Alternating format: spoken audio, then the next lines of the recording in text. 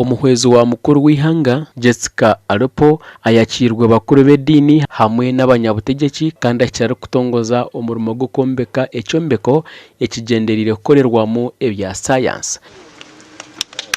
Ekyombeko eki ne kyakanyina kandi nikiza kuhezaho biliyoni 5 eza Uganda. Ubwa nyuma yo kutongoza ekyombeko eki agarukire yiguraho ekyombeko ekirukorerwamo eby'emikono ningashi home economics kandi nabwo yarambure by'abeji barukora. Omu butumwa kuruga owa mukuru w'ihanga asimere abatandikireho ishomerere. The vision to start a girls' school in 1981, which was named after Julia Kibubura, the first woman gombolola or county chief in Uganda, is praiseworthy.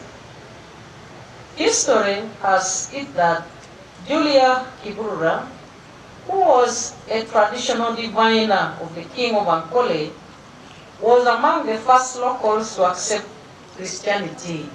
Mukuru w'ihanga nabwo ayorekire ngo gube omoga gwa buri mwebembezi ahakwabura abana babiki okwejumbera omukushoma ebya science kongera ahamigisha yabo yo kutunga emeromo. The girls should be guided to choose science and ICT related subjects to enhance their employability in the future.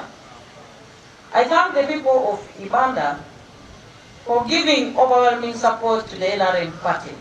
Ishomero erya Kibubura katandika omwaka gwa 1981 kandi rubangwire abici bingi abetabere omukujaguza emyaka 50. The school was founded by the late Julia Kibubura, the first woman Gombora chief of IBANDA.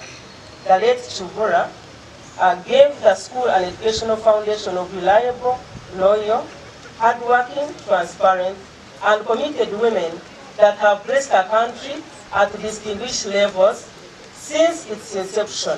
Excellency, Kibubura Girls Secondary School, my alma mater.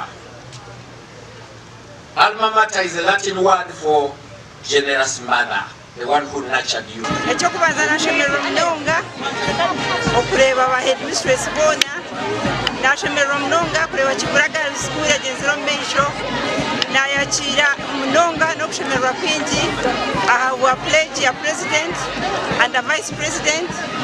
Abana bashemererwa bagira amatsiko mu government yabo. Mukuru w'ihanga aha murimo gwo kwombeka atwerira ishomereri miliyoni 100 kandi we Jessica Alupo yarutwera miliyoni 20. Gashakwa Timose Mushabe.